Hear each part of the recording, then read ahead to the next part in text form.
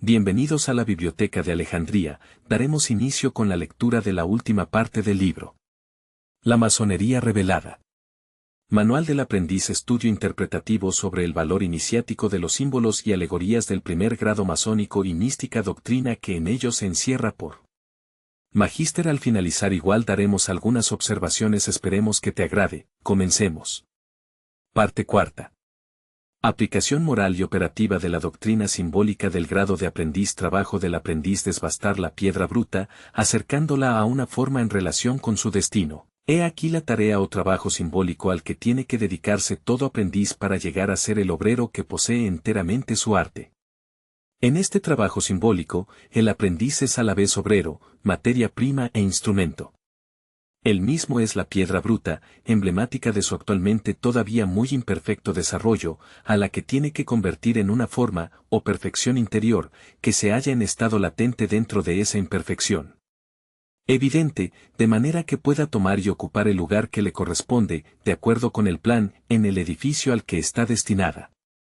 Dado que la perfección es infinita, y en su estado absoluto inasequible, únicamente podemos esperar acercarnos a la perfección ideal que nos es dado concebir, en el estado o etapa de progreso en que actualmente nos encontramos. Nuestro progreso se desarrolla, pues, a través de grados sucesivos de perfección relativa, y el propio reconocimiento de nuestra imperfección por un lado, la piedra bruta, y el de un ideal que anhelamos, por el otro, son las primeras condiciones indispensables para que pueda haber un tal esfuerzo o trabajo. El trabajo mismo consiste en despojar a la piedra de sus asperezas, poniendo primero en evidencia las caras ocultas en el estado de rudeza de la piedra, luego, rectificando esas caras, alisándolas y quitándoles todas aquellas protuberancias que la alejan de una forma armoniosa como la que es preciso lograr. Es importante notar que no se trata de acercar la piedra a la forma de un determinado modelo exterior, si bien esto puede servir de incitación e inspiración, sino que el modelo o perfección ideal ha de buscarse dentro de la misma piedra, de cuyo fuero íntimo ha de ser manifestada o educida la forma propia que a cada piedra idealmente le pertenece. O sea, saliéndonos de la metáfora, se trata de reconocer y manifestar la perfección innata del ser íntimo, de la idea divina que mora en cada uno de nosotros, cuya expresión relativa y progresiva es el objeto constante de la existencia. Los instrumentos de la obra. Ese trabajo de la piedra, que también históricamente es el primer trabajo humano, necesita para su perfección tres instrumentos característicos, que son el martillo, el cincel y la escuadra. Esta nos sirve de medida a fin de asegurarnos de que la obra más propiamente activa de los dos primeros procede con las normas o criterios ideales universalmente reconocidos y aceptados. Aquellos son los medios complementarios con los cuales la perfección concebida o reconocida ha de hacerse efectiva. La escuadra representa fundamentalmente la facultad del juicio que nos permite comprobar la rectitud o falta de la misma, o sea la octogonalidad de las 6 caras que se trata de labrar, así como de sus aristas y de los 8 ángulos triedros en que se unen, con objeto de que la piedra sea rectangular, como ha de serlo toda piedra destinada a formar parte de un edificio. Por medio de la escuadra es como nuestros esfuerzos para realizar el ideal que nos hemos propuesto pueden ser constantemente comprobados y rectificados. De manera que estén realmente encaminados en la dirección del ideal, según lo muestra la simbólica marcha del aprendiz, que nos enseña la cuidadosa aplicación de ese precioso instrumento sobre cada paso y en cada etapa de nuestra diaria existencia. En cuanto al martillo y el cincel, como instrumentos propiamente activos, precisamente representan los esfuerzos que, por medio de la voluntad y de la inteligencia, necesitamos hacer para acercarnos a la realización efectiva de esos ideales, que representan y expresan la perfección latente de nuestro ser espiritual. El martillo, que utiliza la fuerza de gravedad de nuestra naturaleza subconsciente, de nuestros instintos, hábitos y tendencias, es, pues, emblemático de la voluntad, que constituye la primera condición de todo progreso, y es al mismo tiempo el medio indispensable para realizarlo. Necesitamos querer antes de poder hacer, y también para hacer y poder hacer, siendo la voluntad la fuerza primaria de la cual pueden considerarse derivadas todas las demás fuerzas, y por lo tanto aquella que a todas puede dominar, atraer y dirigir. Debemos, sin embargo, precavernos de los excesos a los que pudiera conducirnos el culto exagerado de la facultad volitiva, dado que los resultados de esta fuerza soberana entre todas las fuerzas cósmicas pueden también ser destructivos. Cuando no se la aplique y dirija constructivamente por medio del discernimiento que se necesita para su manifestación más armónica, de acuerdo con la unidad de todo lo existente. Pues así como el martillo empleado sin el auxilio del cincel, que concentra y dirige la fuerza de aquel en armonía con los propósitos de la obra, pudiera fácilmente destruir la piedra en lugar de acercarla a la forma ideal para su destino, así igualmente la voluntad que no se acompaña con el claro discernimiento de la verdad no puede nunca manifestar sus efectos más sutiles, benéficos y duraderos. El propósito inteligente que debe dirigir la acción de la voluntad es lo que representa precisamente el cincel, como instrumento complementario del martillo en la obra masónica. Esa facultad que determina la línea de acción de nuestro potencial volitivo no es menos importante que esto, dado que de su justa aplicación, alumbrada por la sabiduría que se manifiesta como discernimiento y visión ideal, dependen enteramente la cualidad y bondad intrínsecas del resultado, una hermosa obra de arte sobre la cual se ha de cernir la admiración de los siglos, o bien la obra tosca y mal formada que revela una imaginación enferma y un discernimiento todavía rudimental. Para que la acción combinada de ambos instrumentos sea realmente masónica, esto es, útil y benéfica para el propósito de la evolución individual y cósmica, tiene que ser constantemente comprobada y dirigida por la escuadra de la ley o norma de rectitud, cuyo ángulo recto representa la rectitud de nuestra visión, que nos pone en armonía con todos nuestros semejantes y nos hace progresar rectamente en la senda del bien. Esta función eminentemente directora de la escuadra, que representa y expresa la sabiduría, hace de la misma el símbolo más apropiado del venerable maestro, así como el martillo, emblema de la fuerza, puede atribuirse al primer vigilante, y el cincel, productor de la belleza, al segundo. Y así como la actividad combinada de los tres instrumentos es indispensable para la obra masónica, así igualmente la cooperación más completa de las tres luces de la logia es indispensable para que ésta pueda desarrollar una labor realmente fecunda. El ideal los dos vigilantes representan también, respectivamente, el nivel y la plomada. Esta última principalmente concierne al aprendiz, en cuanto muestra la dirección vertical de sus esfuerzos y de sus aspiraciones, para realizar lo que hay de más elevado en su ser y en sus potencialidades latentes. Este esfuerzo, en sentido opuesto a la gravedad de los instintos, es el que caracteriza al masón en su deseo de mejoramiento. Su mira debe, pues, dirigirse constantemente hacia el ideal más elevado de su alma, para realizarlo en cada pensamiento, palabra y acción. Así como la planta crece y progresa por medio de sus esfuerzos verticales, así también nosotros, fijando nuestra mirada en el ideal que nos revela la verdadera luz, creceremos en su dirección y llegaremos a encarnarlo, adelantándonos en la senda de nuestro progreso individual. Este es el uso que debemos hacer de la plomada para levantar el simbólico templo a la gloria del gran arquitecto, de que proceden nuestras más elevadas aspiraciones, el templo que construimos o levantamos en nuestro interior con nuestra propia vida, la actividad constructora que obra en nosotros según los planes de la inteligencia creadora o principio evolutivo del universo, a la cual tenemos el privilegio de cooperar conscientemente con nuestro entendimiento y buena voluntad.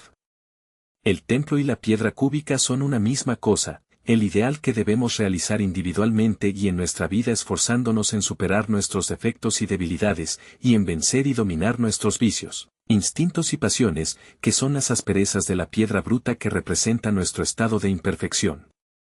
El perfeccionamiento de sí mismo, he aquí la parte esencial y fundamental en la obra del aprendiz. Un perfeccionamiento que consiste en educar, o sea educir, sacar fuera y manifestar a la luz las gloriosas posibilidades de nuestra individualidad, despojándonos de los defectos, errores, vicios e ilusiones de la personalidad, el antifaz que esconde nuestra más verdadera naturaleza. Caminar y esforzarse hacia la luz, buscar la verdad y establecer en su dominio el reinado de la virtud, libertarse progresivamente de todas las sombras que oscurecen y nos impiden la manifestación de esta luz interior que debe brillar siempre más clara y firmemente, esclareciendo y destruyendo toda tiniebla, es, en síntesis, la noble tarea de todo verdadero masón. Una vez que hayamos abierto los ojos a este superior estado de conciencia y que la hayamos directamente reconocido, esta luz que está en nosotros se manifestará naturalmente alrededor de nosotros en la vida toda, así como en nuestros pensamientos, palabras y acciones. Pensamiento, palabra y acción: pensar, hablar y obrar, según mejor podamos, de acuerdo con nuestros más íntimos ideales y profundas convicciones. Es un trinomio que directamente nos concierne en cada momento de nuestra diaria existencia. Pensar bien es pensar rectamente, de acuerdo con la escuadra del juicio, orientando toda nuestra actividad mental hacia lo que en sí sea bueno, bello y verdadero.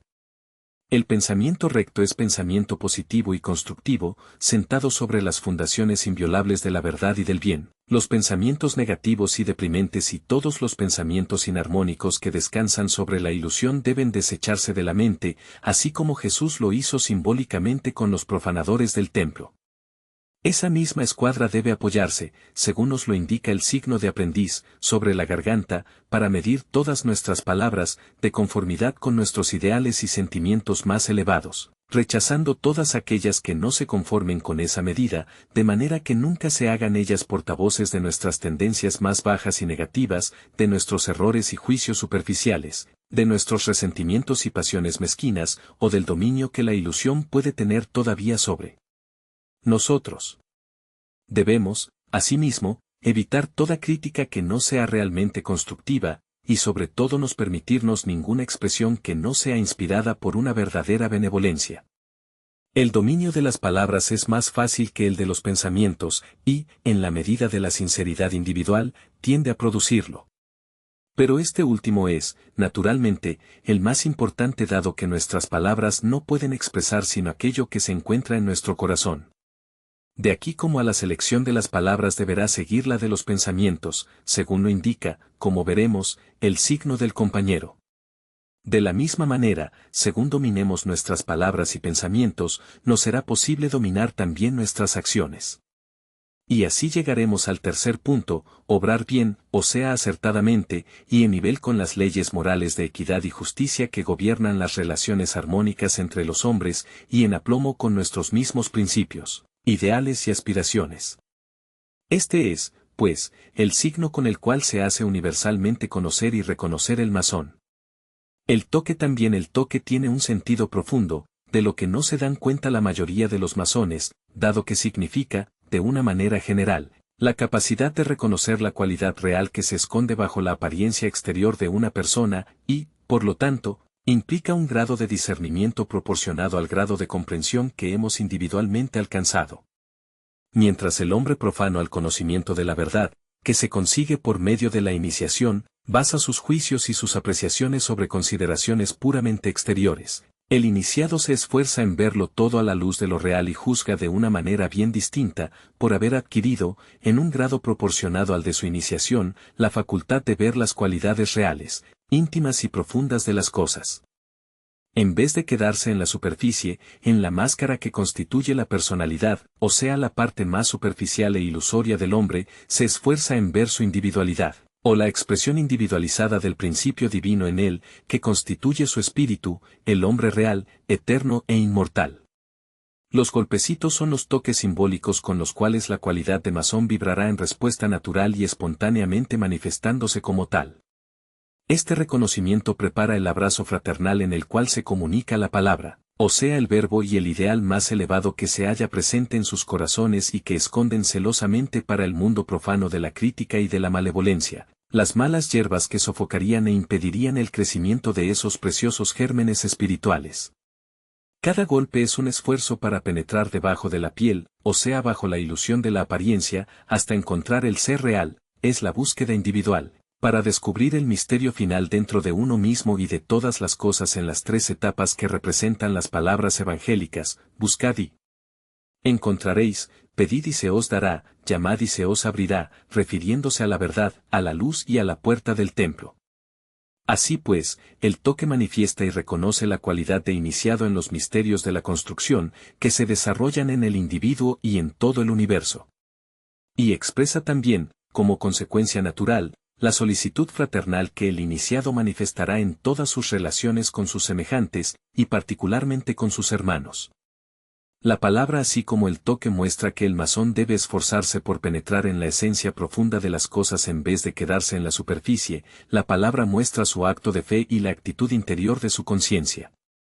La palabra sagrada que el aprendiz consigue como premio final de sus esfuerzos, después de haberse sometido a las pruebas de la iniciación, muy lejos de ser una palabra sin sentido, tiene un significado profundo cuya comprensión y aplicación bien vale el esfuerzo que ha sido menester para conseguirla.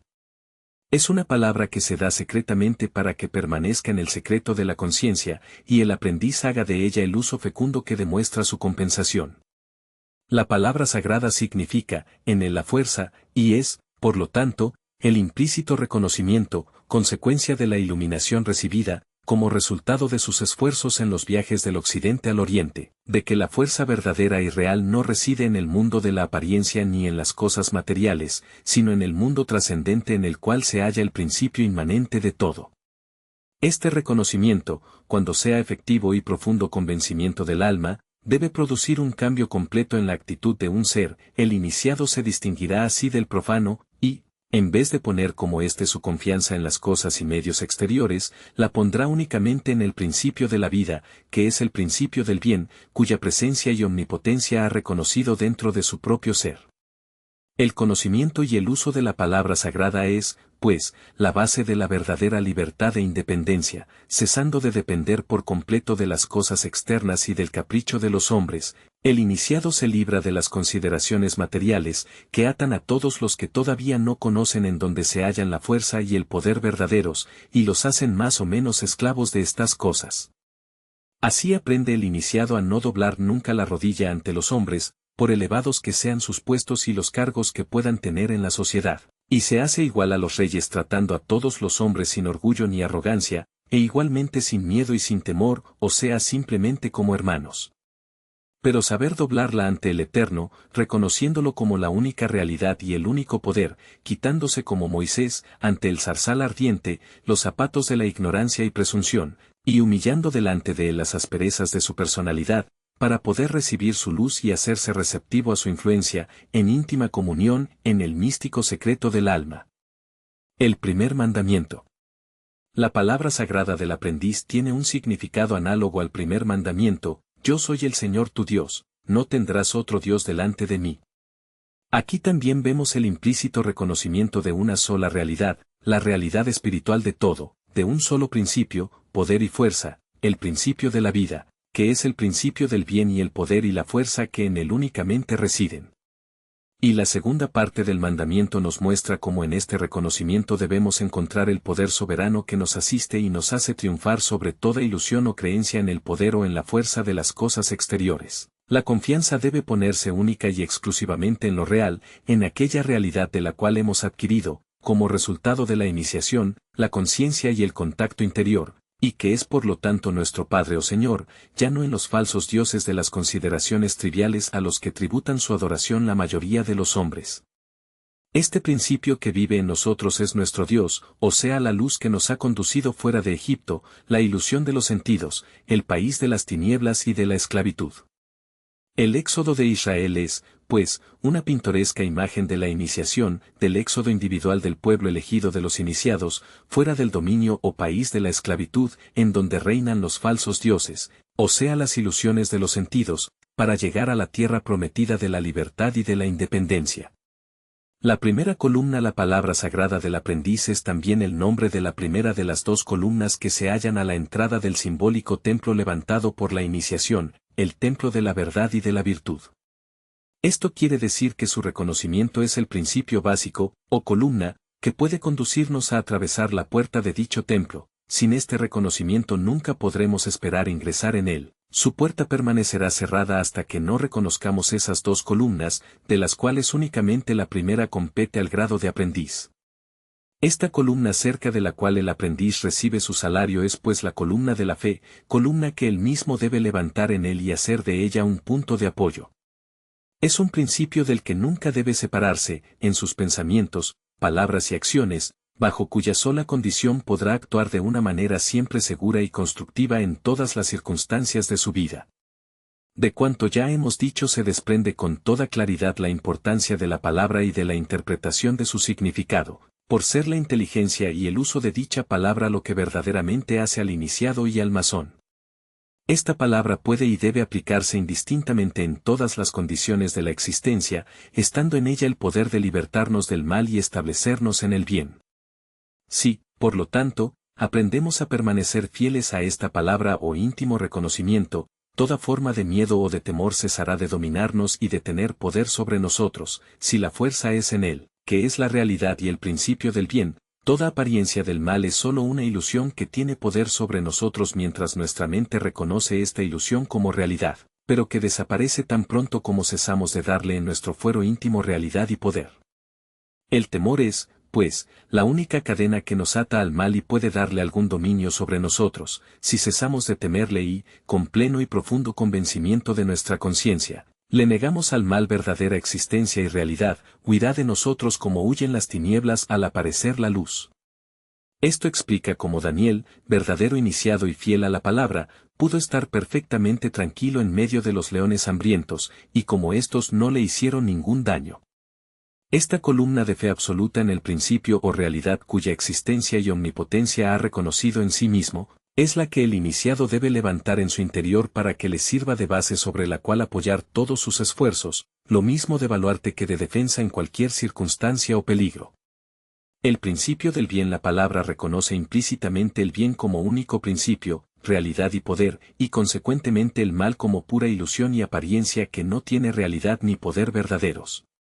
Esta es la enseñanza de todos los iniciados, de aquellos que han llegado a penetrar y establecerse con su conciencia por encima del dominio de lo aparente, en donde el bien y el mal figuran como poderes iguales, como pares de opuestos irreconciliables que luchan constantemente uno contra otro, y que se alternan como el día y la noche, la luz y las tinieblas, la vida y la muerte.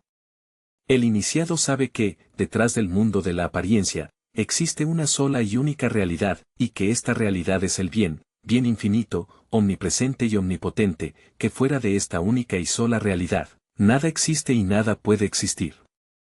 Que lo que consideramos mal es una sombra inconsistente, una verdadera irrealidad, una pura y sencilla ilusión de nuestros sentidos y de nuestra imaginación, que debe ser superada en lo más íntimo de nuestra conciencia para que pueda desaparecer como concreción exterior.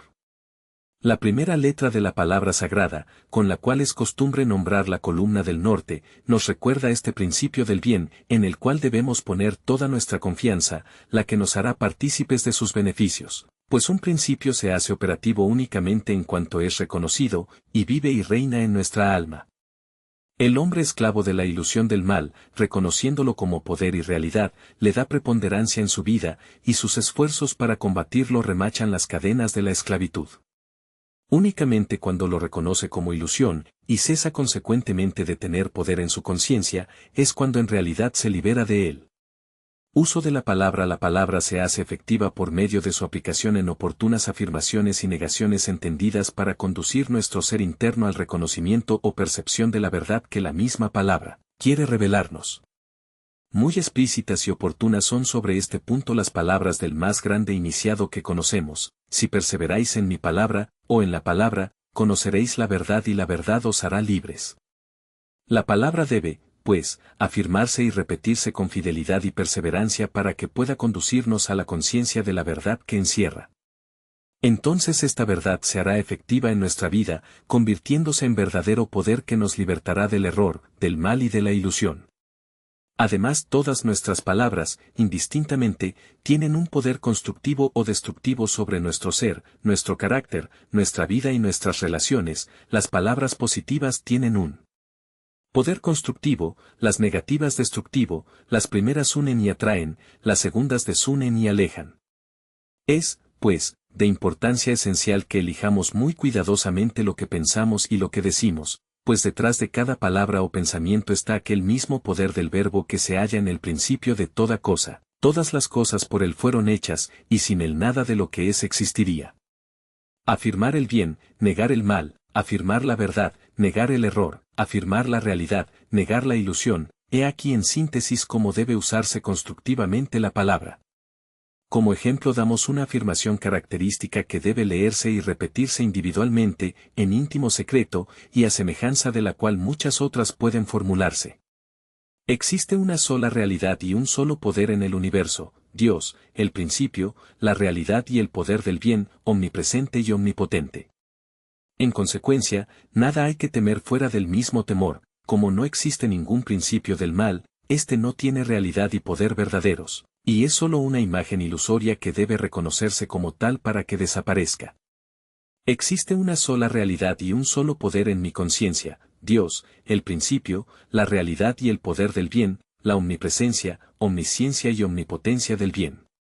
Por consiguiente, el mal no puede tener sobre mí y sobre mi vida poder alguno, si yo mismo, dándole vida o combatiéndolo, no le reconozco y confiero temporalmente realidad y poder. Es un Dios falso que se antepone al verdadero Dios, que es bien infinito, una sombra ilusoria que impide que resplandezca la luz de lo real. El Espíritu Divino es en mí, vida eterna, perfección inmortal, infinita paz, infinita sabiduría, infinito poder, satisfacción de todo justo deseo, providencia y manantial de todo lo que necesito y se manifiesta en mi vida, mis ojos abiertos a la luz de la realidad ven doquiera armonía y buena voluntad, el principio divino que se expresa en todo ser y en toda cosa. El plan del gran arquitecto. El masón coopera a la expresión o realización del plan del gran arquitecto, o inteligencia creadora, cuyas obras aparecen doquiera en el universo. Este plan es la evolución individual y la evolución universal de todos los seres, el progreso incesante y la elevación de la conciencia, en constante esfuerzo y en una superación igualmente constante de las imitaciones, constituidas por sus realizaciones anteriores. El plan del gran arquitecto obra automáticamente en la vida de los seres inconscientes, que se sienten empujados hacia adelante hasta el momento en que ellos mismos alcanzan el plano o nivel de la autoconciencia, que caracteriza el estado humano y diferencia al hombre del animal, que no tiene necesidad de darse cuenta de la razón de los impulsos que lo dominan ni de las fuerzas que lo conducen.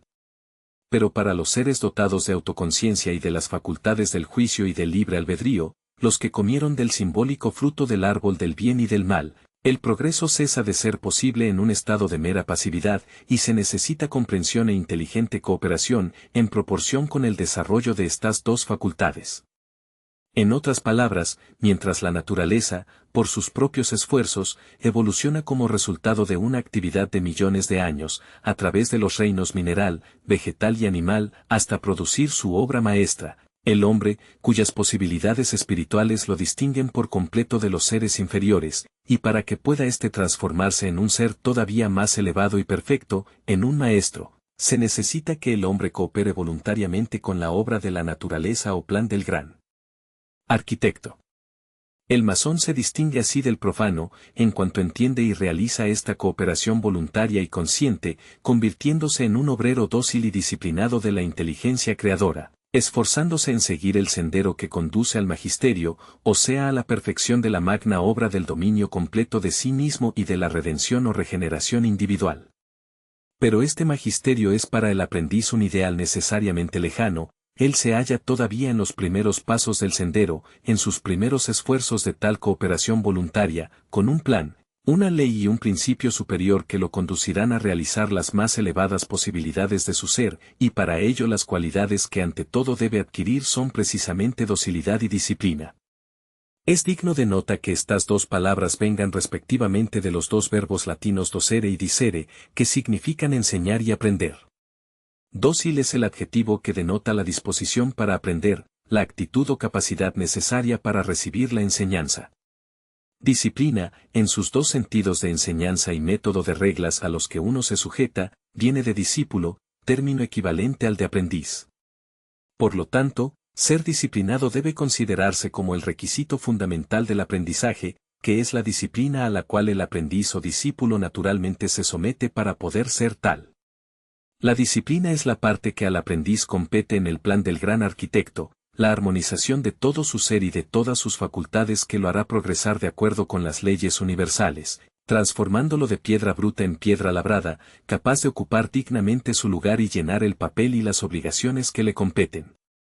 Esta disciplina es voluntaria, y de ninguna manera pudiera ser impuesta de afuera, o por otra parte de otros, es la disciplina de la libertad que tiene en la libertad individual su base indispensable, y es al mismo tiempo la que otorga al hombre su más verdadera libertad y la custodia.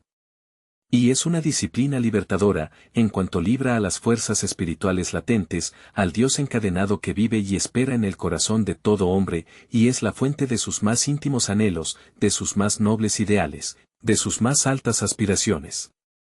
La gran obra. El plan del gran arquitecto está entendido para la realización de una gran obra. Esta tiene dos aspectos, individual y universal, a los cuales el masón está igualmente llamado a cooperar con sus esfuerzos y actividad.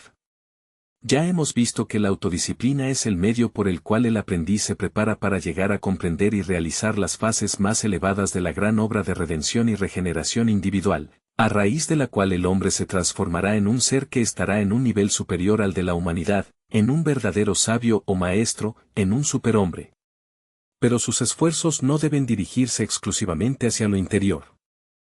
sino que en lo profundo del alma el masón buscará la luz que guía y alumbra la conciencia, y es al mismo tiempo inspiración para su actividad exterior, con la que tiene el privilegio de cooperar en el plan del gran arquitecto, en la gran obra para el bien y el progreso del mundo y de sus semejantes. Por modesta que sea la actividad, tarea o trabajo que a cada masón le compete en la vida profana, cesa de ser una carga y se convierte así en una actividad noble y digna en cuanto lo considera como realmente es decir, como su parte en el gran plan para la evolución de todos los seres, como su cooperación individual y consciente a la gran obra universal. No hay, de esta manera, trabajo humilde que no se haya ennoblecido y dignificado. Por otro lado, no hay dificultad o problema superior a nuestras fuerzas que no nos sea dado resolver, cuando nos demos cuenta de que el plan del gran arquitecto es y tiene que ser perfecto en todos sus detalles, ninguno de los cuales puede haber olvidado la inteligencia suprema, que además se halla constantemente con nosotros y al alcance de nuestra inspiración para guiarnos e iluminarnos. La dignificación del trabajo como de toda actividad hecha con la debida disposición de espíritu, es decir, con la mejor inteligencia y buena voluntad de que uno dispone, como cooperación a una gran obra universal, dirigida por la inteligencia suprema o gran arquitecto del universo, es sin duda uno de los méritos más grandes de la masonería. Ningún ser humano, cualesquiera que sean sus condiciones y su posición social, tiene el derecho a vivir ocioso, sino que cada cual debe esforzarse en trabajar constructivamente en servicio, utilidad o beneficio de sus semejantes. Y debe dedicarse a lo que sabe y puede hacer mejor, y al par que sea útil y provechoso al máximo. La actividad de cada hombre ha de ser pura y simplemente expresión de aquella parte del plan del gran arquitecto que particularmente se le refiere. Esto es, la expresión de su ideal más elevado de actividad en relación con sus capacidades actuales, y la que mejor exprese las cualidades, facultades y potencialidades latentes de su ser, que eleve su espíritu y lo haga progresar constantemente. Por esta razón las profesiones deshonrosas y las que especulan sobre la desgracia de los demás, como las de verdugo, carnicero, usurero, espía, mantenedor de prostíbulos, etc., son indignas de la calidad de masón, mientras las nobles profesiones materiales, por humildes que sean, no olvidando que de una de ellas la masonería tiene su origen y simbolismo, siempre dignifican su categoría masónica. En fin, cualquiera que sea su actividad u oficio, el masón debe obrar constantemente en perfecto acuerdo con sus principios y su ideal más elevado, anteponiendo las razones y consideraciones espirituales a las materiales, absteniéndose de cuanto no apruebe su conciencia y de lo que no crea perfectamente justo, recto y digno de su cualidad de masón. Pero poniendo cuidado al mismo tiempo de que un juicio superficial no le haga despreciar y considerar como indigno aquello que, en realidad, aporta en su lugar un real beneficio y constituye una actividad útil o necesaria. A su gloria la masonería hace constantemente sus trabajos a la gloria del GA, así también debe hacerlo cada masón, en su actividad individual, sin cuidarse de la comprensión, aprobación o reconocimiento de los hombres y de la compensación de sus esfuerzos, buscando primeramente realizar la gloria o expresión del principio divino en él. Debe tener presente que su obra o trabajo, aunque dirigidos hacia una particular finalidad, no sirven menos para este objeto que para glorificar al Dios silencioso que en él mora, lo inspira y lo guía a cada momento, deseoso de encontrar siempre una más plena y perfecta expresión de sí mismo. Igualmente debe tener presente que este principio interior y trascendente, que es perfecta inteligencia y omnipotencia, es a quien debe servir primeramente, cualquiera que sea su directa o indirecta dependencia exterior, y no anteponer la aprobación y satisfacción de ésta a la de aquel. Como la palabra servir nos lleva naturalmente a hablar del servicio, es necesario que digamos algo sobre cómo debe entenderse masónicamente.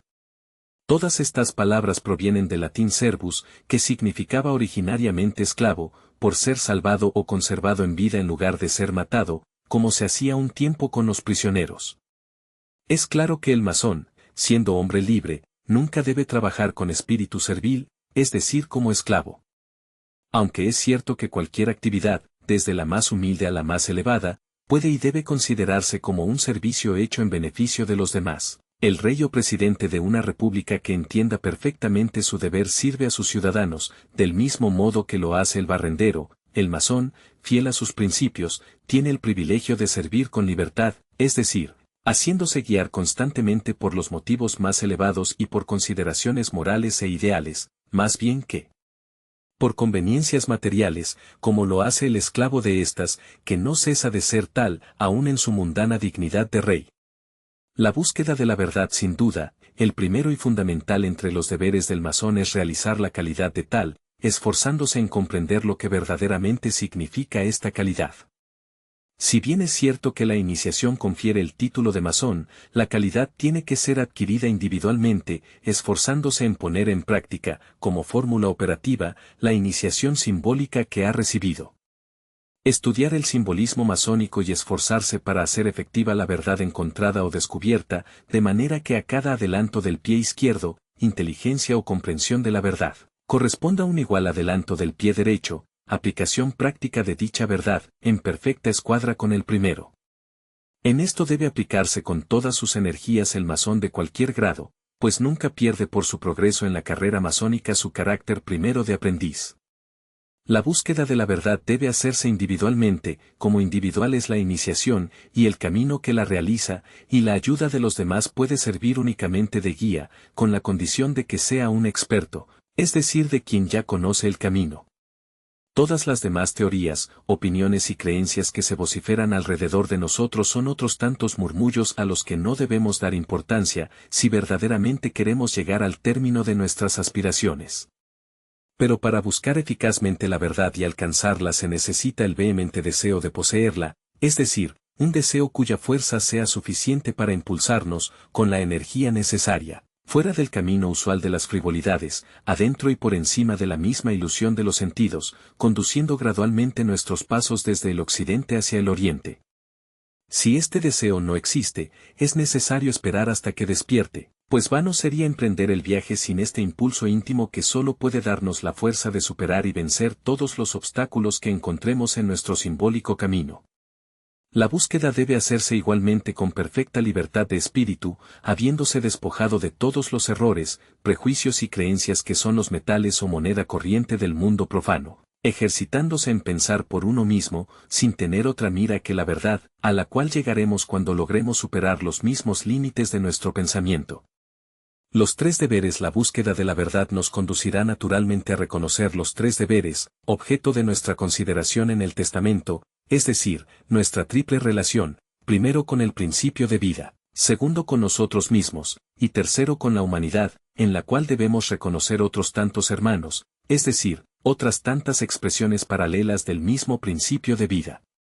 De esta trina relación, el masón, como ejecutor testamentario de sí mismo, está llamado a ser y dar viviente testimonio. Su deber con el principio de vida está implícito en la búsqueda de la verdad que acabamos de considerar y que conduce naturalmente al individuo y reconocer su exacta relación con este principio, y a reconocerlo como realidad y esencia verdadera de todo. Pero el masón no puede simplemente limitarse a reconocer a la gran realidad del universo como un principio abstracto, sino que está llamado a hacer de este reconocimiento un uso constructivo y práctico. Esto se hace por medio del uso de la palabra de que hemos hablado anteriormente, la palabra de la verdad que establece nuestra íntima y directa relación con el principio de la verdad, que es también el principio de la vida y del ser. Nuestro deber o relación con nosotros mismos consiste en establecer una más perfecta conexión o alineamiento entre las dos partes o polaridades distintas de nuestro ser, es decir, entre personalidad e individualidad, entre nuestro ser mortal y nuestro ser inmortal, de manera que la primera, en vez de ser la máscara que la esconde, sea una siempre más completa expresión de la segunda, llegándose a la perfección cuando las dos estén íntimamente unificadas y cese toda distinción. Este es el simbólico trabajo de la piedra bruta que debe ser conducida, por medio del esfuerzo constante de la voluntad y del pensamiento, en armonía con los principios ideales, a fin de realizar su perfección interior hasta que la forma exterior no se haya identificado con la misma perfección ideal y latente. Nuestro deber o relación con la humanidad no es menos importante que los precedentes, de los cuales es la consecuencia natural. El iniciado reconoce a un hermano en cada hombre, Y en cada ser viviente una expresión del mismo principio de vida que siente en sí mismo. Este reconocimiento se manifestará primero con la abstención de todo lo que pueda perjudicar, dañar o hacer sufrir a otro ser viviente, y luego amando a nuestros hermanos o semejantes como a nosotros mismos. En otras palabras, se trata de poner en práctica los dos aspectos del mandamiento o regla áurea de la vida: no hagas a los demás lo que no quisieras que a ti te hicieren y haz a los demás lo que desearías para ti mismo. Secreto y discreción. La disciplina del silencio es una de las enseñanzas fundamentales de la masonería. Quien habla mucho piensa poco, ligera y superficialmente, y la masonería quiere que sus adeptos se hagan más bien pensadores que habladores. No se llega a la verdad con muchas palabras ni discusiones, sino más bien con el estudio, la reflexión y la meditación silenciosa. Por consiguiente, aprender a callar es aprender a pensar y meditar. Por esta razón la disciplina del silencio tenía una importancia tan grande en la escuela pitagórica, en donde a ninguno de los discípulos se le permitía hablar, bajo ningún pretexto, antes de que hubiesen transcurrido los 3 años de su noviciado, periodo que corresponde exactamente al del aprendizaje masónico. Saber callar no es menos importante que saber hablar, y este último arte no puede aprenderse a la perfección antes de habernos adiestrado en el primero, rectificando por medio de la escuadra de la reflexión todas nuestras expresiones verbales instintivas. En el silencio las ideas se maduran y clarifican, y la verdad aparece como la verdadera palabra que se le comunica en el secreto del alma a cada ser. El arte del silencio es, pues, un arte complejo, que no consiste únicamente en callar la palabra exterior, sino que se hace realmente completo con el silencio interior del pensamiento. Cuando sepamos acallar el pensamiento es cuando la verdad puede íntimamente revelarse y manifestarse a nuestra conciencia. Para poder realizar esta disciplina del silencio, también hemos de comprender el significado y el alcance del secreto masónico. Dado que el masón tiene que callarse ante las mentalidades superficiales o profanas sobre todo aquello que únicamente los que se han iniciado en su comprensión pudieran entender y apreciar. Por otro lado, los signos y medios de reconocimiento, y todo cuanto se refiere a los trabajos masónicos, deben conservarse en el secreto más absoluto, puesto que de este secreto depende la perfecta aplicación, utilidad y eficacia de los mismos. Son estos los medios exteriores o materiales con los cuales está formada y se suelda y se hace efectiva la mística cadena de solidaridad que, con la masonería, abraza toda la superficie de la tierra. Ninguna razón justificaría que el masón violara el secreto al que se obligó con solemne juramento, sobre la manera de reconocerse entre los masones y el carácter de sus simbólicos trabajos, ni aun cuando lo creyere útil para su propia defensa o en defensa de la orden. Como siempre lo hicieron los iniciados, los masones deben soportar estoicamente y dejar sin contestación las acusaciones y calumnias de las cuales fueran objeto, esperando con tranquila seguridad que la verdad triunfe y se revele por sí misma, por la propia fuerza inherente en ella, como siempre inevitablemente tiene que suceder. El iniciado debe, pues, renunciar siempre a su propia defensa, cualesquiera que puedan ser las acusaciones y ofensas que se le hagan. Más bien debe estar dispuesto a sufrir, si es necesario, una condena inmerecida. Sócrates y Jesús, entre otros, son 2 ejemplos luminosos, cuyo martirio se ha transmutado en apoteosis. La verdad, que silenciosamente atesta con su conducta, se hará sin embargo, de por sí, su defensa segura e infalible. En lo que se refiere al ritual masónico, es cierto que buena parte de las formalidades en uso en la sociedad no permanecieron enteramente secretas. Pero es igualmente cierto que no pueden ser de utilidad verdadera sino para los masones, que de la misma manera que los instrumentos del arte determinado solo sirven para los obreros expertos y capacitados en el arte. La gran mayoría de las obras que tratan de masonería siempre caen, directa o indirectamente, en las manos de masones que, por otro lado, son los únicos capacitados para realmente entenderlas. Así pues, es deber del masón cuidar que se observe el secreto también en aquellas partes del ritual masónico que puedan haber llegado a conocimiento del público, absteniéndose igualmente de negar como de afirmar la autenticidad de las pretendidas revelaciones que se encuentran en obras que tratan de nuestra institución, y que muchas veces revelan supina ignorancia además de superficialidad. Y en cuanto al verdadero secreto masónico, su naturaleza esotérica lo pone para siempre al abrigo de los espíritus superficiales, tanto fuera como dentro de nuestra sociedad. Aunque pueda hablarse de este secreto con toda claridad en las obras del género de la presente, quien escribe sabe bien que su comprensión y entendimiento no pueden ir más allá de lo que haya destinado la oculta jerarquía que gobierna la orden. Los que leen y entienden o bien son masones deseosos de conocer el oculto significado del simbolismo de nuestro arte, o bien lo son en espíritu y no dejarán de hacerse buenos masones cuando la ocasión se les presente. Para los espíritus superficiales estas obras no ejercerán atracción alguna. La discreción del masón que entiende los secretos del arte debe ejercerse también con sus hermanos que no poseen todavía la suficiente madurez de espíritu, que es condición necesaria para que pudieran hacer un uso provechoso de sus palabras. La verdad no sirve y no puede ser recibida por quien no se halle todavía en condición de entenderla, o prefiera vivir en el error. Todo esfuerzo que hagáis para convencerlo se transmutará en vuestro personal perjuicio. Dejad, pues, en paz a todos aquellos hermanos sinceros, y muchas veces entusiastas, que entienden la masonería a su manera, con espíritu semiprofano, y se esfuerzan en practicarla con buena voluntad, en la medida de su entendimiento. El masón que conoce la verdadera palabra debe estar siempre dispuesto a dar la letra que corresponde, cuantas veces le sea pedida. Pero debe esperar siempre que esta letra le haya sido directa o indirectamente pedida y hacer que su letra se halle en perfecta correspondencia y armonía con la letra encontrada y dada como pregunta. A cada cual se le contesta cuando se juzga necesario, según las ideas que él mismo ha expresado. No hacerse comprender bien es dañoso igualmente para quien habla y para quienes escuchan. Necesidad de la tolerancia. La más amplia tolerancia es, por lo tanto, necesaria en materia de ideas y opiniones, imponiéndose como primera condición de la vida y de la actividad masónica, y como postulado necesario para que las diferencias entre las ideas no impidan la realización de la solidaridad y del espíritu de fraternidad que siempre han de reinar entre los masones. Que cada cual se esfuerce individualmente y según las posibilidades de su inteligencia y haga el uso mejor y más sabio de sus conocimientos, pero que cuide de no censurar a los demás, ya sea porque él no entiende o porque ellos no entiendan, ya que siempre ocurre uno de ambos casos, y frecuentemente ambos a la vez. Toda opinión sincera merece, por tal razón, ser respetada aunque no convengamos en lo concreto sobre la misma. Y la verdadera libertad de pensamiento se mide por la libertad que cada individuo sabe conceder a los demás. La diferencia de ideas nunca debe producir como resultado una falta de simpatía y menos aún antipatía entre dos hermanos. Los que lo hacen faltan a sus deberes de masón. Más bien deben tratar de comprenderse y de identificarse mutuamente lo mejor posible con el punto de vista contrario.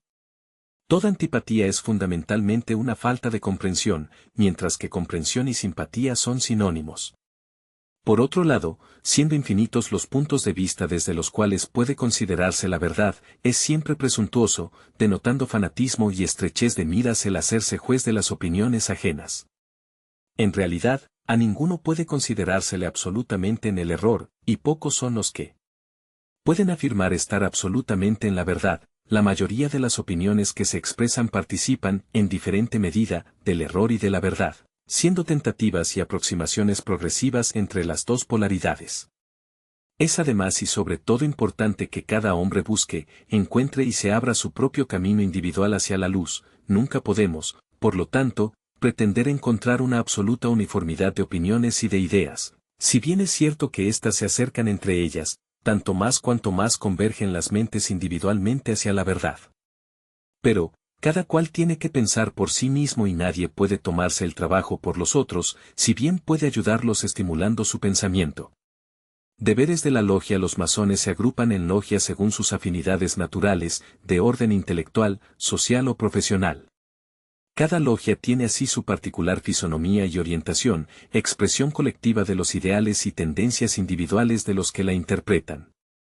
Como fundamental unidad masónica, toda logia representa una distinta encarnación de la orden de la cual es el exponente, una particular interpretación y realización de las finalidades, propósitos e ideales de la masonería universal.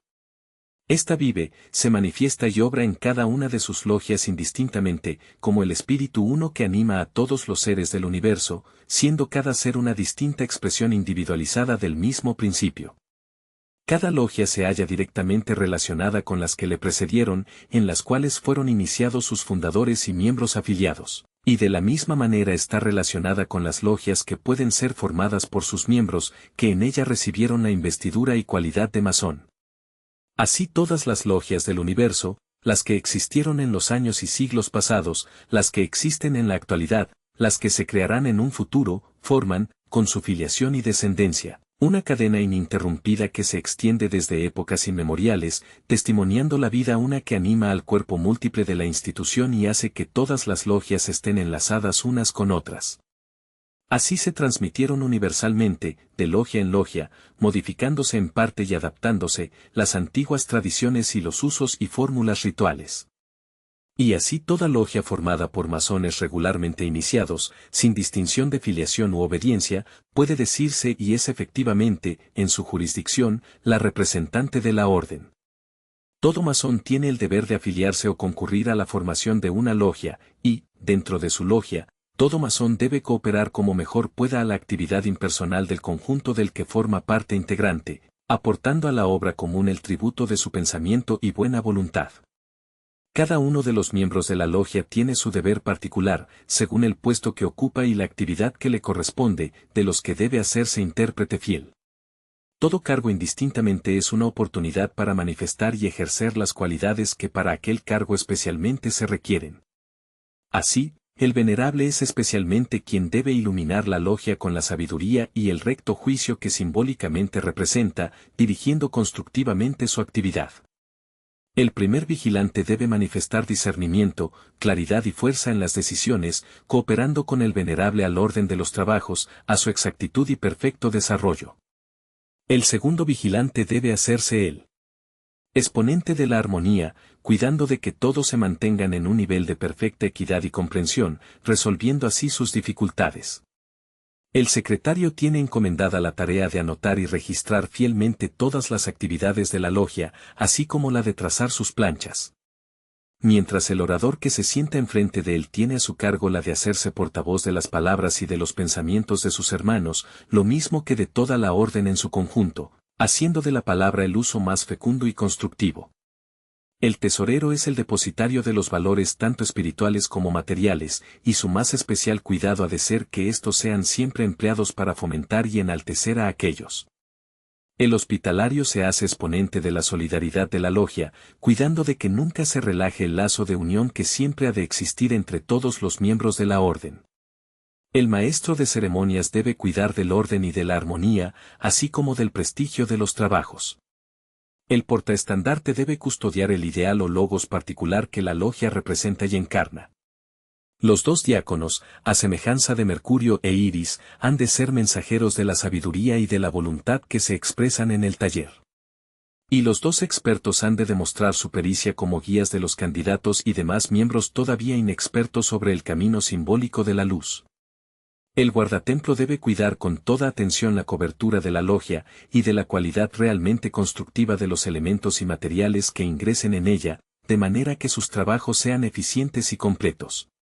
Finalmente, cada miembro de la logia se esforzará en ser realmente una de las columnas del simbólico templo que la misma logia representa, fijando su mirada en los principios ideales que constituyen su techado, y apoyando firmemente los pies sobre el suelo de la contingencia y de la realización objetiva. De esta manera, el cumplimiento individual de los deberes que a cada hermano le están encomendados hará que la logia prospere y aporte una contribución efectiva a la prosperidad y al progreso de la orden. Los trabajos masónicos. Los trabajos representan la actividad colectiva de los hermanos en la logia. Lo que caracteriza a estos trabajos y los distingue de las reuniones y asambleas profanas es el ceremonial especial según el cual se desenvuelven y, particularmente, se abren y se cierran. Ceremonial cuya peculiar nota distintiva es el orden, manifestándose en ese ritmo constante que favorece la continuidad de los ya realizados. Tanto la apertura como el cierre de los trabajos se verifica en horas convencionales y simbólicas, sobre las cuales el venerable maestro se informa acerca del primer vigilante.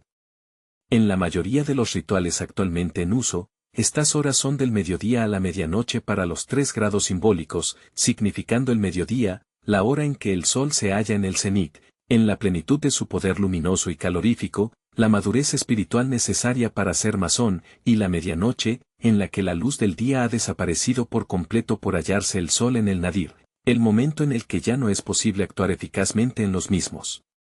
Sin embargo, en nuestra opinión es más razonable y más conforme a las antiguas tradiciones masónicas que los trabajos se abran y cierren en horas diferentes para los distintos grados, que representan diferentes épocas o etapas de evolución, y que, particularmente para el grado de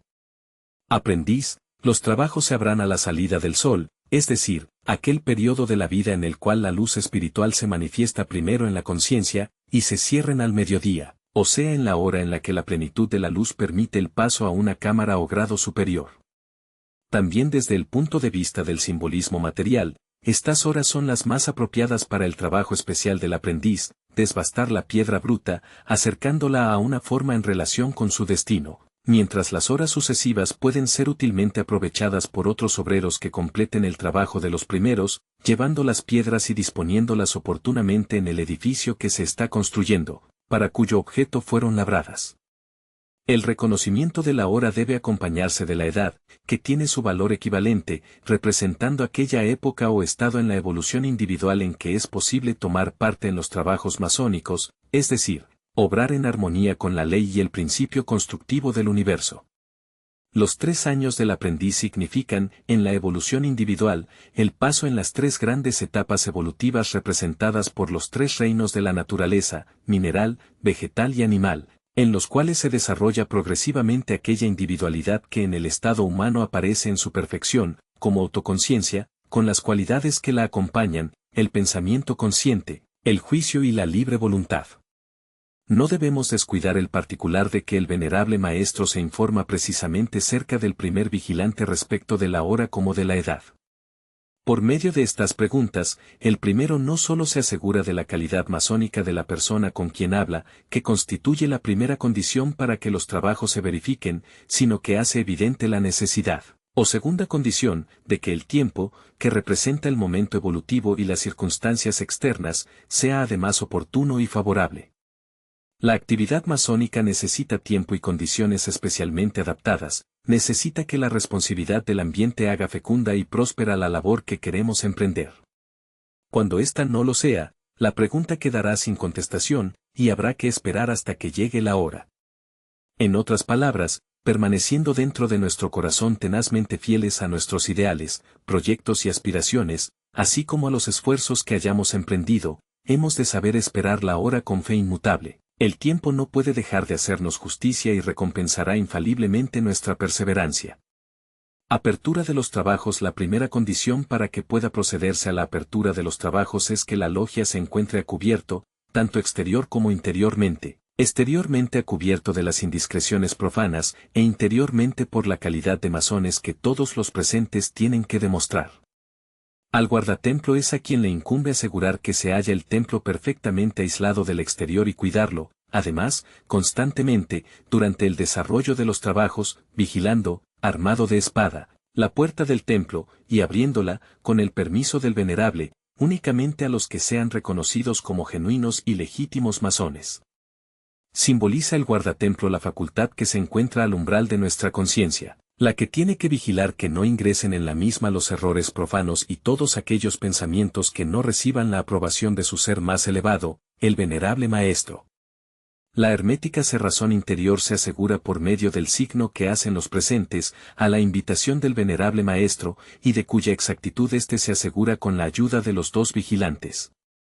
El signo indica la cualidad del masón u obrero consciente y disciplinado del principio constructivo del universo, y asegura al mismo tiempo la fidelidad y discreción que deben siempre acompañarse a dicha cualidad, representando la vigilancia que el masón se dispone a observar sobre sus palabras, y la perfecta rectitud con la cual medirá éstas, lo mismo que sus pensamientos y acciones. Sigue a este doble aseguramiento un diálogo entre el venerable y los principales oficiales de la logia, por el cual se cerciora de que cada cual esté en su lugar y sea consciente de los deberes y obligaciones que le corresponden. El guardatemplo, el segundo y primer diácono, el segundo y primer vigilante, son interrogados sucesivamente, y cada cual declara su respectiva función, como razón explicativa del lugar en que se sientan. El diálogo prosigue entre el venerable y el primer vigilante, declarando este último sus atribuciones y deberes del primero, por el hecho de sentarse en el oriente, y los principios y finalidades de la orden en general y de las reuniones masónicas en particular. Habiendo cumplido con estas diferentes modalidades iluminativas y explicativas, y con la seguridad de que la hora y la edad son convenientes, adecuadas y oportunas, el venerable maestro y después ambos vigilantes hacen a todos los presentes la invitación a que le ayuden a abrir los trabajos. Esta invitación muestra en primer lugar la necesidad de que todos se den cuenta de la importancia y solemnidad del momento preliminar para la invocación del gran arquitecto en su tríplice expresión, fijando toda atención sobre las palabras que se van a pronunciar y que necesitan el unísono espiritual de los corazones de todos los miembros de la logia, despertando en cada cual un eco profundo. En segundo lugar, hace hincapié sobre la cooperación como condición indispensable para la eficiencia de cualquier actividad masónica. Encendimiento de las luces teniendo el venerable la seguridad de que todos los presentes han recibido la invitación que se les ha transmitido. Todos se ponen de pie y a la orden y el venerable enciende la antorcha simbólica de la sabiduría del gran arquitecto, invocándolo para que alumbre los trabajos. El primer vigilante lo imita, encendiendo su luz, que simboliza la fuerza omnipotente del Eterno, e invocándola para que acreciente y haga prosperar esos mismos trabajos. Y el segundo vigilante hace lo mismo con su antorcha, que simboliza la belleza inmortal del principio de la vida universal, invocándola para que los adorne. Esta iluminación preventiva de la logia precede y predispone a la solemne invocación que se hace a la gloria del gran arquitecto y en el nombre de la masonería universal, con la cual se declaran abiertos los trabajos, siendo esta declaración acompañada por los toques de las tres luces y confirmada con el signo y la batería de todos los presentes. Estos elementos, que subrayan la invocación, confieren a la ceremonia una austera y profunda belleza. Habiéndose declarado abiertos los trabajos, a la gloria del Ser Supremo, el primer cuidado será ahora que la palabra divina, o sea el Logos, brille en la logia y dirija la actividad constructora de los obreros en el templo simbólico. Con este fin, estando todos los representantes de pie y a la orden, el primer vigilante, acompañado por el maestro de ceremonias, se encamina solemnemente hacia el ara, para abrir el libro sagrado y el compás, disponiendo oportunamente este y la escuadra sobre las misteriosas palabras con las cuales se inicia el Evangelio de San Juan. Al pronunciarse estas palabras brilla la luz del delta y toda la logia se ilumina completamente para que los trabajos puedan desarrollarse en orden y armonía, manifestándose efectivamente la presencia del gran arquitecto dentro de todos los presentes, como ideal inspirador de la actividad. Clausura de los trabajos. Antes de proceder a la clausura de los trabajos, se concede la palabra en bien general de la orden, del taller en particular y de la humanidad, después de lo cual se inunda el tronco de solidaridad. Con el primero de esos actos se da a todo hermano que lo desee la oportunidad de hablar sobre algún asunto particular que le interese, dirigiendo sobre el mismo la atención de la logia. También se aprovecha esta ocasión para presentar las excusas de los hermanos que no hayan podido asistir a la tenida y para saludar a los hermanos visitantes que representan a sus respectivas logias. Estos igualmente pueden tomar la palabra, trayendo a la logia la expresión de sus sentimientos fraternales, así como los mensajes especiales de los cuales hayan sido encargados, estrechándose así íntimamente las relaciones de amistad entre las diferentes logias.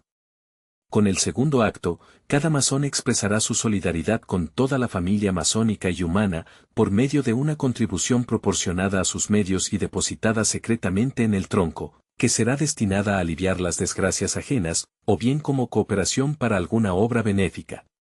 La clausura de los trabajos se verifica en forma inversamente análoga a la ceremonia de apertura. Habiéndose concedido la palabra, circulará el tronco y dado lectura al acta del secretario. Es más conveniente que esto se haga al término de la misma tenida, en vez de dejarla para la siguiente, para que todos puedan juzgar mejor su exactitud. El venerable se informa de si los hermanos de las dos columnas están contentos y satisfechos.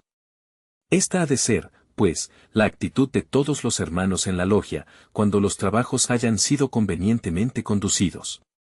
Obtenida la seguridad de que así es, se informa al venerable cerca del primer vigilante sobre la edad y la hora, y como éstas son justas, anuncia por conducto de los vigilantes a toda la logia que va a proceder a la clausura de los trabajos, requiriéndose para este acto la cooperación unánime de todos los presentes, lo mismo que para la apertura. Hecho el anuncio, con el fin de que todos los hermanos se dispongan en actitud conveniente para participar en la ceremonia, la palabra sagrada pasa del oriente al occidente y del occidente al sur, por conducto de los diáconos, y, siendo debidamente recibida por el segundo vigilante, éste lo anuncia, comunicando que todo es justo y perfecto. Puede ahora procederse a la clausura propiamente dicha, que se hace por medio de los golpes simbólicos que repiten las tres luces y mediante la fórmula pronunciada por el venerable maestro, con lo cual se declaran cerrados, siguiendo también a esta declaración el signo y la batería. Entonces el primer vigilante, acompañado por el maestro de ceremonias, procede a la clausura del libro y del compás, y se apaga la luz del delta, después de lo cual también se apagan las tres antorchas simbólicas, que corresponden a las tres luces de la logia, con palabras análogas a las que fueron pronunciadas al ser encendidas. Antes de separarse, es costumbre jurar el secreto sobre los trabajos en los cuales los presentes acaban de participar. Este secreto constructivo representa el silencio que tiene que preceder a toda nueva actividad, pudiéndose comparar a la oscuridad protectora que, dentro del seno de la tierra, favorece la germinación de la semilla en sus primeros estados hasta que no se haya abierto su camino hacia la luz. Después de lo cual se procede a formar la cadena, manifestando ésta en forma tangible el lazo de fraternidad que debe existir entre todos los masones, símbolo de la unión íntima de todas las buenas voluntades, necesaria para el triunfo de las buenas causas y el progreso de la humanidad. Es conveniente que se dedique este momento que precede a la separación de los hermanos a que éstos se recojan algunos instantes, concentrando la mente sobre alguna afirmación que sugiere el venerable maestro. Como debe entenderse la solidaridad es el sentimiento de unión que nace de un común ideal, de una comunidad de aspiraciones, una unión consolidada en el mundo espiritual, que se manifiesta exteriormente en pensamientos, palabras y acciones por medio de los cuales se hace evidente y se realiza en términos de vida. Los que luchan por una particular idea son solidarios en todo lo que se relaciona con aquella idea. Y los que más bien que por una idea particular, se esfuerzan para lograr el triunfo impersonal del bien, de la verdad y de la virtud, como son, o deberían ser, los masones, convendría que se hallaran todavía más hermanados entre sí, dado que el triunfo de las más nobles aspiraciones humanas no puede conseguirse sino con la cooperación y los esfuerzos unidos de todos los que las comprenden. La solidaridad de los masones debe ser, pues, solidaridad en el bien, en la verdad y en la virtud, solidaridad en todo lo que sea justo, noble, digno y elevado. Una solidaridad pronta para expresarse en cualquier momento con palabras y acciones perfectamente conformes a estas aspiraciones que deben dirigirnos y con las cuales verdaderamente se realiza el místico reino de los cielos sobre la tierra y se hace la voluntad de Dios, que es el bien y su triunfo, así en el cielo como en la tierra. Cuando así lo hacen los verdaderos masones se demuestran verdaderos cristianos, entendiendo y poniendo en práctica las palabras del sublime Maestro de Nazaret, las que interpretan y aplican por medio del compás y de la escuadra, que son los instrumentos de la inteligencia con los cuales conocemos la verdad y estamos capacitados para aplicarla constructivamente a las necesidades de la existencia. Como debe realizarse la fraternidad, se habla mucho de fraternidad entre los masones, como entre los miembros de otras sociedades que la sustentan entre sus objetos, pero, si del campo de la palabra y de la pura teoría, dirigimos nuestra mirada a la práctica de la vida diaria, vemos cómo la efectiva realización de la fraternidad deja mucho que desear, y esta es la causa de que muchos se desilusionen y pierdan toda confianza sobre la veracidad de este ideal. Y, sin embargo, nunca podemos esperar una realización de fraternidad diferente del entendimiento particular de cada cual. En otras palabras, no es suficiente que uno se llame masón o que sea miembro de otra fraternidad para que los demás deban sentirse con derecho a exigir una manifestación de fraternidad en todos los campos de la vida, conforme a sus particulares ideales. El amor se da, pero nunca puede exigirse, lo mismo debe decirse de la fraternidad, que no puede ser sino una manifestación del amor. Ninguna verdadera y sincera manifestación de fraternidad puede obtenerse si no es en cuanto uno verdaderamente la siente y realiza interiormente. Un masón se hará verdadero masón y hermano según sienta en sí mismo el ideal masónico y se reconozca como hermano de los demás. Cuando uno progresa en el sendero de la vida, del cual la masonería nos ofrece en sus ceremonias una maravillosa interpretación, y se acerca al reconocimiento, que no es únicamente un frío concepto o percepción intelectual, sino directa conciencia y sentimiento de la realidad del principio único de todo, siente entonces interiormente, y de una manera siempre más clara, su íntima unión y solidaridad con toda manifestación de la vida, y de esta íntima conciencia y sentimiento, una verdadera comprensión y realización de la fraternidad será la consecuencia espontánea y natural. Que cada cual, pues, se eleve, a su manera, y según mejor pueda, sobre su egoísmo y su ignorancia, y que reconozca su verdadera naturaleza, manifestación del principio de vida que vive en todos los seres, y que ha recibido en masonería el nombre de gran arquitecto, reconociendo así sus deberes, o sea su relación con el mismo principio de vida, con sí mismo y con sus semejantes. Este es el camino por medio del cual la masonería enseña la fraternidad y busca su más práctica y efectiva realización. Esta fraternidad será primeramente entre hermanos, pues solo los que la entienden y se reconocen como hermanos pueden realizarla, pero, como el amor no puede tener ningún límite verdadero, y no existe condición o estado en que no pueda manifestarse, no hay ser o manifestación de la vida universal, a quienes no pueda y deba extenderse. Esta es la fraternidad de iniciados y de los verdaderos maestros. Busquemos, pues, el principio supremo y básico de todo, reconozcamos la verdad de la unidad de la vida y de la íntima indivisibilidad de todos los seres, en la proporción en que efectivamente lleguemos a este conocimiento, llegaremos también a reconocer y realizar la verdadera fraternidad masónica, y ésta cesará de ser una vana utopía y un ideal abstracto fuera de las posibilidades humanas. Así se realiza el gran mandamiento del que nos habla Jesús, cuya segunda parte, ama a tu prójimo como a ti mismo, es el corolario natural de la primera, ama a Dios, el principio o realidad de la vida, con todas tus fuerzas, con toda tu alma y con todos tus pensamientos. Como debe practicarse la caridad se habla también mucho, en masonería y en otras instituciones filantrópicas, de caridad y beneficencia, como deberes que los más afortunados tienen para con los desdichados y desheredados de la suerte. Pero difícilmente caridad y beneficencia llegan a ser verdaderamente caritativas y benéficas, por cuanto proceden del error, más bien que de la verdad, y así contribuyen muchas veces a reforzar y hacer estático o crónico el mal que quieren eliminar, reforzando su raíz. Como lo enseñaron todos los sabios de todos los tiempos, y esta puede ser, en cierta manera, la piedra de parangón de la verdadera sabiduría, la raíz y la causa primera de todos los males debe buscarse en el error o en la ignorancia. Y hasta que no se remedie este error y esta ignorancia, toda forma de caridad no será más que un paliativo, pues no elimina la raíz del mal, sino que muchas veces la hace, con la propia conciencia del mal que estimula, aún más fuerte y vital. Por ejemplo, no hay duda que el tronco de solidaridad oportunamente circulado a favor de un hermano necesitado, o de otro caso piadoso, puede constituir una ayuda útil y providencial, especialmente si los presentes se muestran generosos en sus contribuciones, como puede serlo la ayuda directa a uno o a otro hermano. Pero si con la ayuda pecuniaria, cuyo valor y efectividad no pueden ser sino temporales y transitorios, los presentes acompañan, como casi siempre sucede, sus sentimientos y pensamientos de compasión y, peor aún, de conmiseración, o en cualquier forma se considera a la persona necesitada como impotente y en estado de inferioridad, la influencia de estos pensamientos hace muy poco deseable y efectiva la ayuda, en cuanto contribuye a abatir más bien que a realzar su estado moral y la confianza en uno mismo. Lo mismo debe decirse, con mayor razón, de toda forma de beneficencia que, más que una simple y espontánea manifestación del espíritu de fraternidad entre hermanos libres e iguales, haga manifiesta la distancia que media entre bienhechor y beneficiado, o de alguna manera se resuelva para éste la dádiva en humillación, con la cual paga muy cara la ayuda recibida. No decimos nada de la beneficencia que sirve de pretexto a la ostentación y la vanidad, pues en este caso difícilmente pudiera considerarse digna de tal nombre. La verdadera beneficencia debe ser secreta y espontánea, y no debe envolver en sí ninguna forma de humillación.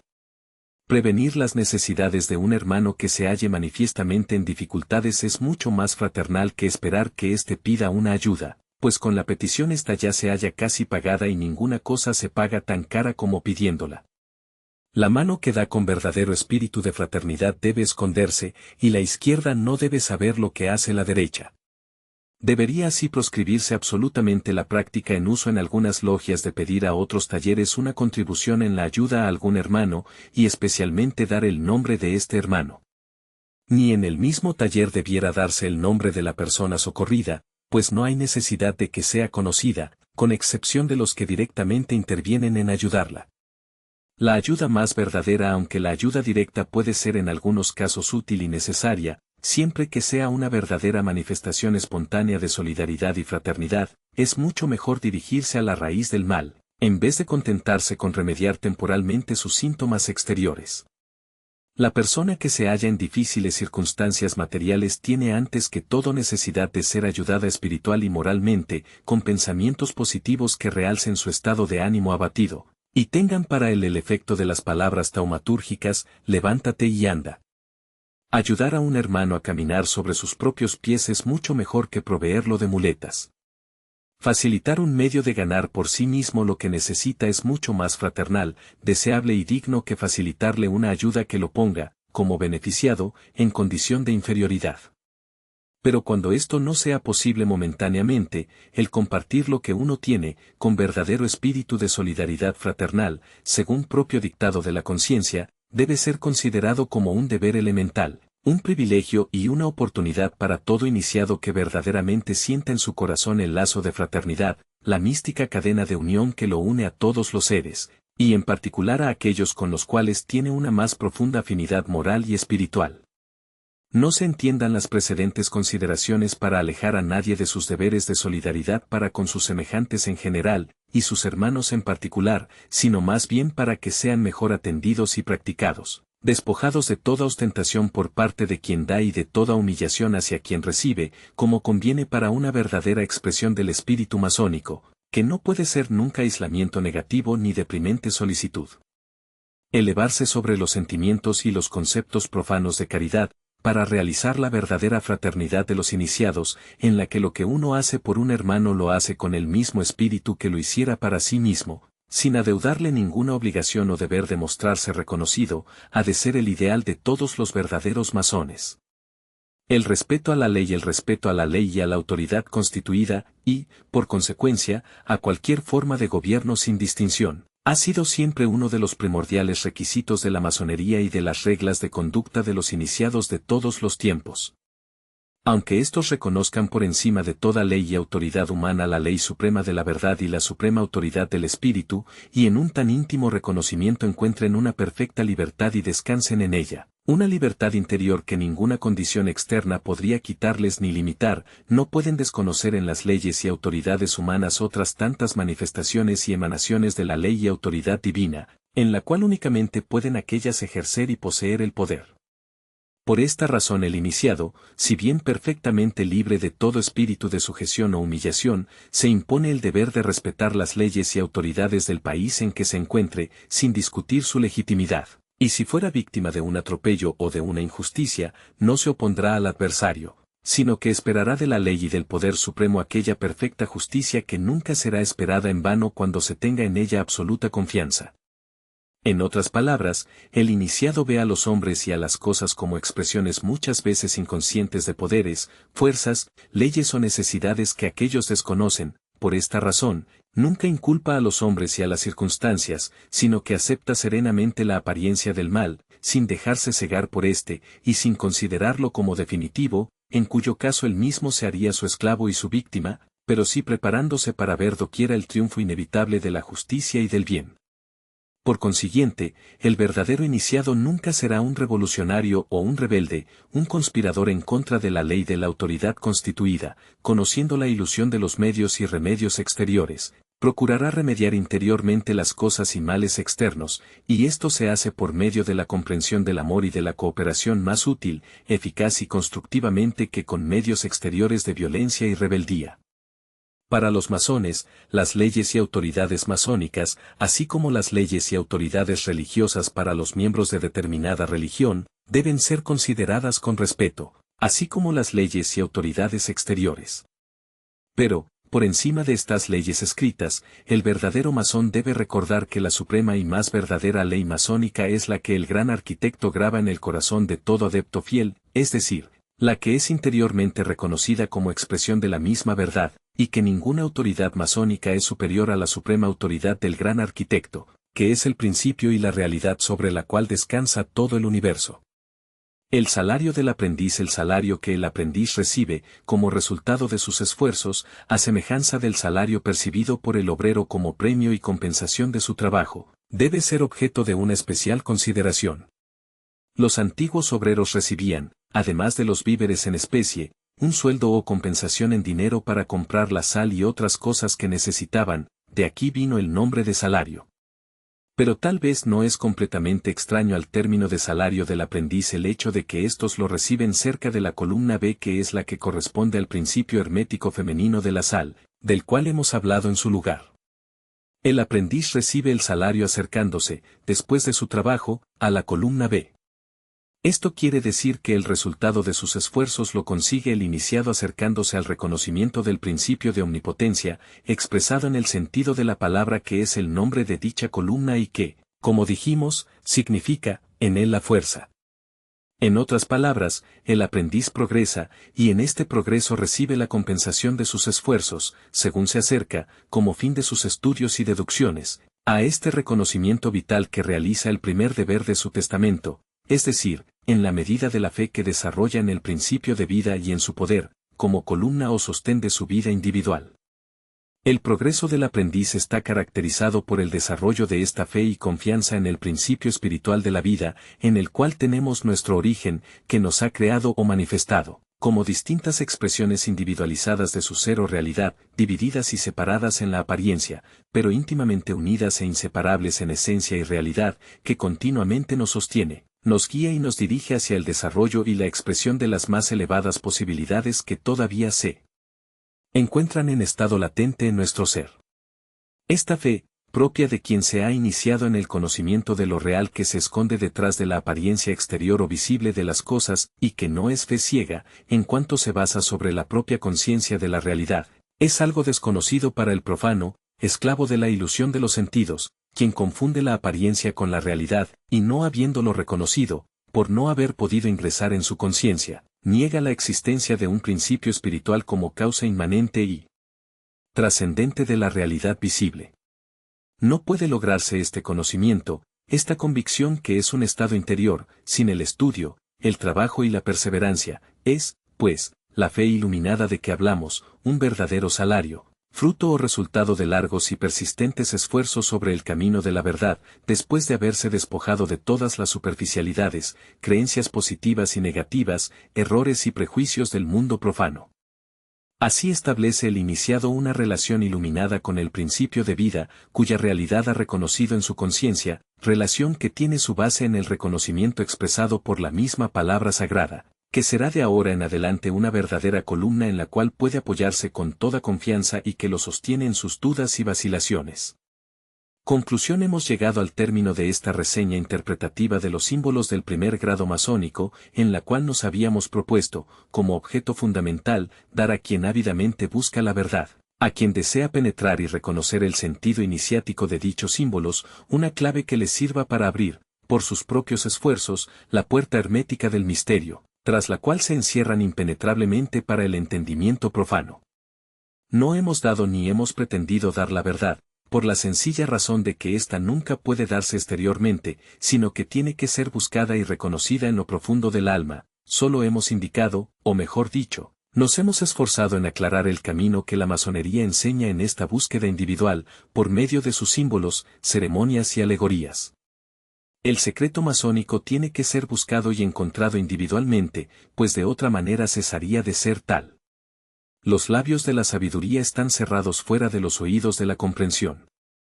Solo quien se halla en un particular estado de conciencia y madurez espiritual puede reconocer interiormente determinada verdad, comprendiendo y sacando provecho de las palabras que quieren indicarla o revelarlo. La Esfinge, aquel maravilloso monumento que nos queda de la más antigua civilización egipcia, es una representación escultórica de este hecho. Es muy difícil decir si sus labios están abiertos o cerrados. Más bien puede decirse que están abiertos y cerrados al mismo tiempo, detrás de la sonrisa misteriosa que los anima. Verdadero símbolo de la enseñanza esotérica, la Esfinge habla todavía para quien tiene oídos para oír, pero permanece en hermético silencio para quien no ha ingresado en aquel estado de conciencia en el cual la verdad espiritual puede ser reconocida y asimilada. Lo mismo debe decirse de los símbolos masónicos, como la esfinge, hablan para quien los escucha con los oídos de la comprensión, pero guardan su secreto para quien no sabe descubrirlo.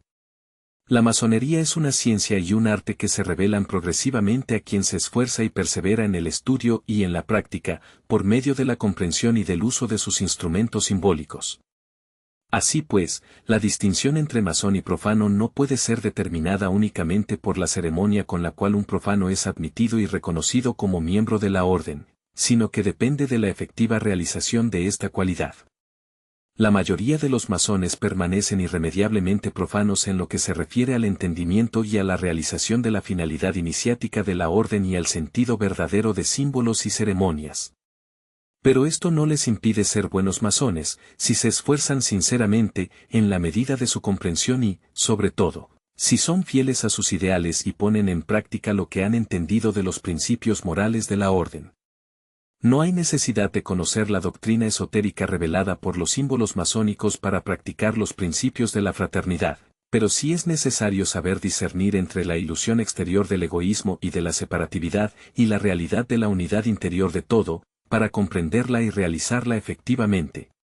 Todo hombre sincero encuentra, pues, en la masonería un camino de progreso que se hace siempre más efectivo en la medida de su buena voluntad y perseverancia, un progreso al mismo tiempo intelectual y moral, adaptándose su enseñanza simbólica perfectamente a la comprensión de todas las inteligencias, aunque no les sea dado a todos penetrar el verdadero significado íntimo de dicha enseñanza. Pero siempre el progreso será el resultado del esfuerzo individual y del ardor y de la perseverancia con los cuales se esfuerza cada cual en realizar las finalidades de la orden, encaminándose hacia una más profunda comprensión de la verdad y poniendo los pies de una manera más firme, equilibrada y segura sobre la senda de la virtud. Fin de la cuarta parte. En la última parte del Manual del Aprendiz de Aldo Lavagnini, se abordan los aspectos morales y operativos del trabajo del aprendiz en la masonería, con un enfoque en cómo se debe aplicar la doctrina simbólica en la vida diaria del masón. Resumen de la última parte, trabajo del aprendiz, se describe la tarea simbólica de desbastar la piedra bruta, que representa la automejora del individuo. El aprendiz es la piedra bruta, y su trabajo es perfeccionar su carácter y espíritu para acercarse a la perfección. Instrumentos del aprendiz. Los instrumentos utilizados, martillo, cincel y escuadra, simbolizan las herramientas internas necesarias para el progreso. El martillo representa la voluntad, el cincel la inteligencia, y la escuadra, la rectitud moral, todos esenciales para refinar la piedra bruta. Aplicación práctica de la moral masónica, se enfatiza que el aprendiz debe usar estos símbolos para dirigir su vida moral, trabajando hacia la perfección en pensamientos, palabras y acciones. Esto incluye medir sus palabras con sabiduría y actuar de acuerdo con principios éticos y espirituales. Ideal masónico, el esfuerzo del aprendiz está orientado hacia un ideal espiritual más alto, que es el propósito central de su trabajo. La lucha contra los defectos y pasiones se simboliza con el perfeccionamiento de la piedra bruta. Solidaridad y fraternidad, se aborda la importancia de la fraternidad entre los masones, que debe basarse en una verdadera comprensión y empatía. La solidaridad debe ser una expresión sincera del amor fraternal y no una simple formalidad o caridad superficial. Puntos principales del libro: el simbolismo como vía de enseñanza. Todo el manual gira en torno al uso del simbolismo para transmitir las enseñanzas masónicas. Los instrumentos del aprendiz y su trabajo con la piedra bruta son metáforas del esfuerzo constante por el progreso personal y espiritual. El aprendiz como base de la masonería. Lavagnini destaca la importancia del grado de aprendiz, considerando que todo masón sigue siendo un aprendiz en algún aspecto de su vida, ya que el proceso de aprendizaje y perfeccionamiento es continuo. Filosofía del progreso espiritual. El texto señala que el trabajo masónico es un proceso de automejora constante, donde el masón debe refinar su carácter y espíritu, siguiendo las directrices de la moral masónica. Fraternidad y solidaridad. Se subraya que la verdadera fraternidad masónica va más allá de las palabras y se basa en el respeto mutuo, la comprensión y el apoyo sincero entre hermanos. La solidaridad masónica debe ser desinteresada y enfocada en el bienestar común. El poder de la palabra, el control de las palabras y pensamientos es clave en la masonería, reflejando la importancia del autocontrol y la alineación con los principios éticos más elevados. En conclusión, el Manual del Aprendiz no solo proporciona una guía práctica para el aprendizaje masónico, sino que invita a una reflexión más profunda sobre el significado de los símbolos y la vida moral, destacando que el verdadero masón es aquel que aplica estos principios a su vida diaria, trabajando constantemente para perfeccionarse y contribuir al bienestar común. Gracias por acompañarnos en este viaje de conocimiento a través de la Biblioteca de Alejandría. Te invitamos a continuar escuchándonos y formar parte de este proyecto que busca enriquecer tu vida con sabiduría y reflexión. Tu apoyo es fundamental para que sigamos creciendo y trayéndote más contenido de valor.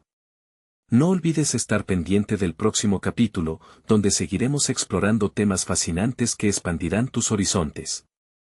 Suscríbete, comparte y únete a nuestra comunidad de mentes curiosas. El conocimiento es el mejor compañero de viaje, y en la Biblioteca de Alejandría siempre hay algo nuevo por descubrir.